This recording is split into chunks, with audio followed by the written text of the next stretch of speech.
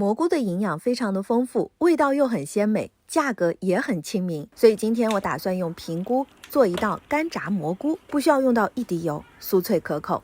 我们先处理一下平菇，将它撕成小朵。做这道菜，我们用到了空气炸锅。对于我这种懒人来说，它真的太适合我了。假如你家也有一个空气炸锅，那就千万不要让它闲着哦。把撕好的平菇倒入盆中，用清水清洗干净。随后捞出洗好的平菇，用手拽干里面的水分。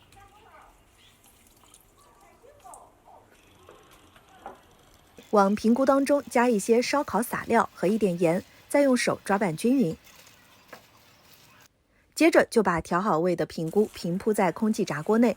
做这道菜我没有用到一滴油，吃起来完全不用担心有油腻感。盖上锅盖，用薯条模式烤20分钟。中途你可以开盖，给平菇翻一翻面。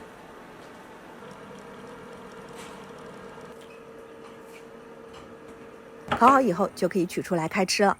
瞧，这个被烤得酥酥脆脆的平菇吃起来贼香，口感不比油炸的差。最重要的是，你还不用担心长肉哦。喜欢的朋友快试试吧。